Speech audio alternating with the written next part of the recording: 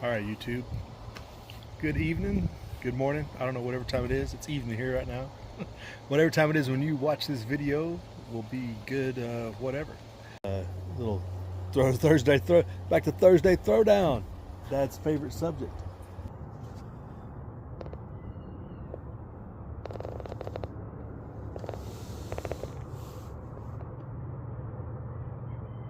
Hope everybody's doing well, having a good week. It has been hot and it's supposed to get hotter around these parts, so that's no bueno in that respect. But hey, you gotta have sun to. It should help the watermelon grow. That's key, right? So tonight's topic for discussion to throw out there to the panel. Testing your preps against your thesis has kind of been a topic ongoing. We've thrown out there for a few years.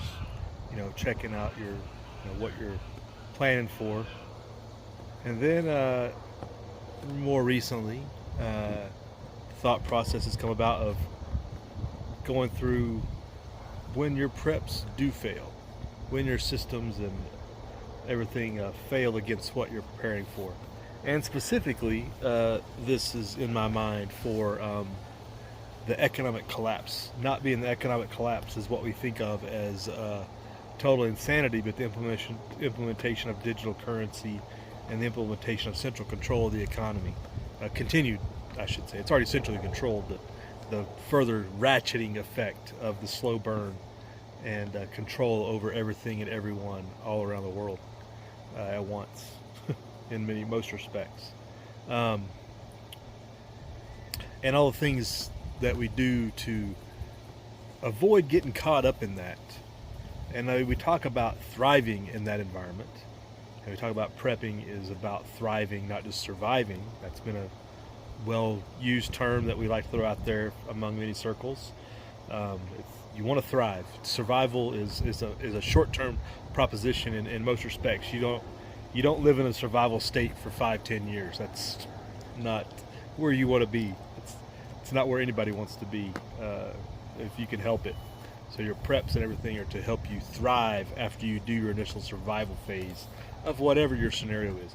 But focusing in on, again, my scenario of economic collapse and centralization of authority of the centrally controlled economy. Thinking about how everything I do is going to fail against that system. What does that really look like? What does that really mean? For a long time, I have talked about being the contrarian, and that my economic buffer built up in the form of precious metals, and to a certain degree all food storage and food preps as well, is not something to sell out of. My especially metals are not something I'm looking to flip into a new fiat once the dollar and this new central backed currency goes. I'm not looking to flip into that to do anything. And then I got to thinking, it's probably going to be set up in such a manner that you can't. And I've talked a little bit, many channels talk about this, that are much more in tune with all the things, and in tune with the economic markets, of flipping gold for real estate, for other items, for other resources, for other hard goods, flipping your metals once they reach a certain peak point. And I get it, and I don't. For one, I don't think I have enough of anything to ever flip for real estate, unless there's we got to go a long way down still before we get to that point. But I got to thinking about it, and this comes into, what if what you're preparing for against defeats you? And what I'm thinking about is the system, when they want to implement the control of the central bank digital currency, is going to be so overwhelming and so regulated that they are going to make it impossible to not be in their system if you want to function. So that means you've been defeated in a lot of ways. If you wanted to flip that out. Now we talk a lot about, or we have in the past, I shouldn't say a lot. It's been a while since we really focused in on building separate economies, building a parallel economy, building a barter society, these things that are going to be needed to avoid that.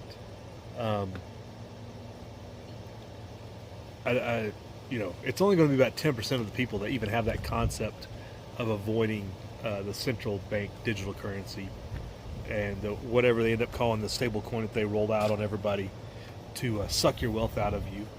But my thought is the regulation that's going to go behind this is going to overcome your ability to flip things like metals into real estate, into farmland or whatever, simply by the fact that I can. It sounds nefarious, but is it not a conspiracy that they're already doing this by implementing it? We know digitized tokens and stablecoins are going to have expirations, and they're going to have limited shelf life. The likelihood that they tie, so you're not going to be able to get real estate without switching over to a stablecoin first, unless you really get a private, I shouldn't say, I guess there will be an early phase. Whether you won't have maximum value at this point, so this is something that I have to think about. If you're in this thought process, if you're thinking about the economic situation with these things, I highly suggest you go through this thought process of you're going to have to flip your gold or silver and or copper and all combined things for real estate before the regulations catch up to devalue your gold and silver. Because I could see a point to where because you gotta get the title transfer, right? So the government implementation of, well, you can't barter switch. Like right now, you can go and exchange somebody gold for real estate and turn the title over. There could come a point to where regulations exist that, oh no, this has to be done in stable coin, or even, not even, well, I guess it would be called a stable coin. Somebody help me out with the terminology. Whatever the terminology they use, it'll be like an NFT. There'll be an NFT representing that house. And you cannot get that unless you have digital currency. That'll be the title. The title will be in digital form. It'll be a digital asset. It'll no longer be paper title that we're so used to. And you will have to transition into a stable coin to own that. That's kind of what I'm really getting at. So you won't be able to go to the owner and just switch land for gold. Big red flag, right? So think about doing your flip before that, which will kind of minimize some of the value I think you'll get out of many of your assets that you're looking at maybe exchanging. But then the kicker, this is going to be, because they're not going to outlaw, they're not going to confiscate gold. Some people talk about the game of, well, they can confiscate this latest thing that makes my head hurt, that they'll confiscate anything except for numismatic coins. Shut up. They're not going to confiscate any of it. What they will do is, if you go to exchange your gold for the new currency, is the currency have a shelf life of as such that you won't be able to get a loan against it. So let me think this through. I just gave you the one example. So you have to be in digital to get the NFT, further devaluing your asset, but also negating the benefit of both parties, kind of being free and clear on the down low of gold for the resource, whatever. So anything that has government hands touching on it is going to be they're going to force you into stable coins. That's where the point of friction is going to become. And when you go to try, say you miss the opportunity to exchange landowner for you just for gold exchange, and you want to go exchange your gold and silver for this new digital fiat that they put out there, it's going to expire so quick that it's not going to be able to get through the title company and all the documentation process. They're going to claim that, you know, these new transactions, CBDC transactions, are super quick, you know, verified and all these other things. But when it comes to something like that has to be registered at the Register of Deeds and, you know, all your titles and stuff, that's still going to be a process that I think they're going to make it so that your digital tokens expire before that process is done, to suck the wealth out of people. So you're not going to be able to use your gold. So basically they're going to make gold worthless in the new economy, in their new system, and that'll just be exchanged among the very top echelon of the elite, where anybody doing government interaction as a servant class down here with us is not going to be afforded that opportunity. Because again, I've thought through this for the long term. Like, they're going to get all your gold and silver when they starve us all out. That's how they're going to get it. We're so desperate, you have to turn it over to live. And then it's going to kind of start with that early attempts to switch real estate and gold, because gold's value will be sky high. It'll be super high, but unless you're in that elite class, you're not going to have the same exchange rate. In this tokenized NFT stablecoin system, I could definitely see that happening. That's kind of thinking again back to the original thought, beginning of the video, when the system defeats your preps, right? Or the event, you know, just like Hurricane Helene overcome a lot of people's preparedness. And in particular, the economic slow burn of digitized wealth that doesn't really exist, and what that all means. You're going to have to be willing to live not only outside the system, but of a lower standard. What's going to be considered a lower standard of living. Granted, making your own food and stuff is going to be great as a tool and a feeling of independence, but you are going to be at a lower. It's going to be like the Amish are to us today. You're going to have to be willing to take that lifestyle on, almost identical, if you want to escape that digitized, controlled system in any way. Because it's going to have all the checks in place. It's going to be too easy for the beast system to get put in place with all the technology and all the things they're going to put in place. It's just going to be too easy to suck the wealth out of people for pennies on the dollar in comparison. Or I should say pennies on the hour worked is really what we should be measuring this in, and or your previous hours worked, and what you expect to get for your resources, your assets, and what they're going to offer, what they're going to give you in exchange. It's going to be digitized worthlessness. And just prepare for that.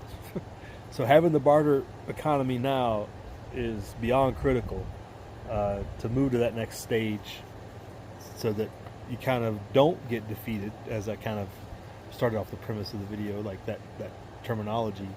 So you're not defeated, because getting locked up in the digitized system, when you've tried to avoid it with these physical hard assets all this time, just to have your wealth sucked away from you and not get anything in return, basically, is not where anybody wants to be in 5-10 years.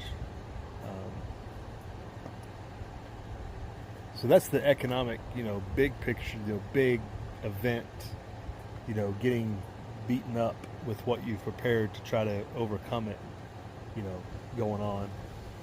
Put that on a micro scale. Hurricane Helene, whatever preps somebody might have had for hurricanes or flooding or things, what happens when it actually fails? What are your backups? What are your tertiaries? And ultimately, because in the economic collapse, slow burn thing, you have to be willing to live way below the standard of everybody else. And you have to bring people along with you that are of like mind, that are willing to put that in effort-wise, but also just social status-wise.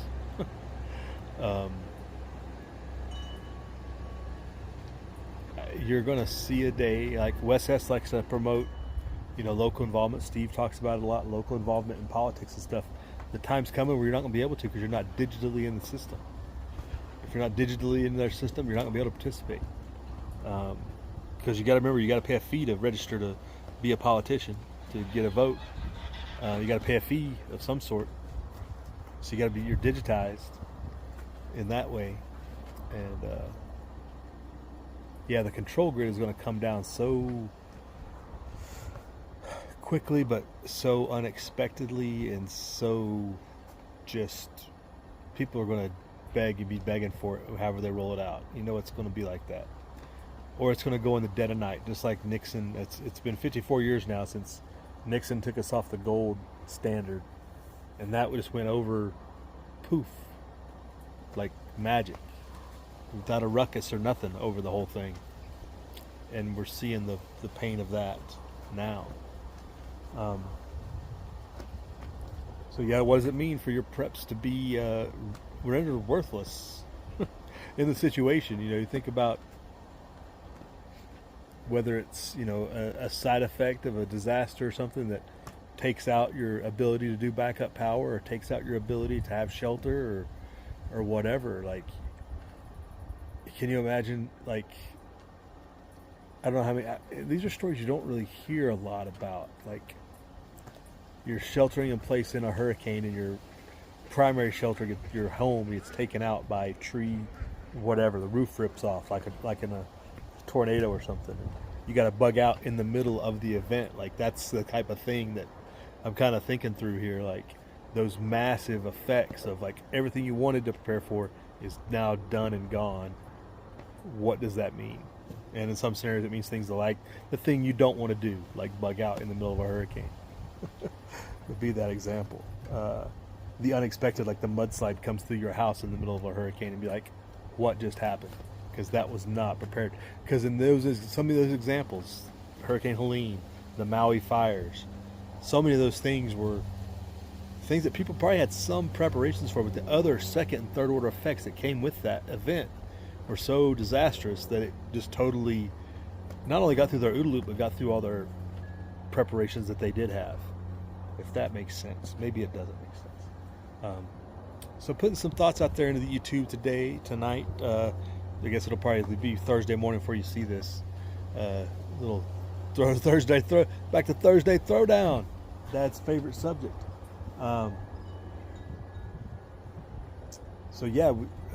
Ultimately, preparing to live below your means, not even below your means, below the means of society. Like, you're going to have to be willing to be the bottom of the barrel to beat what's coming with the digitized currency.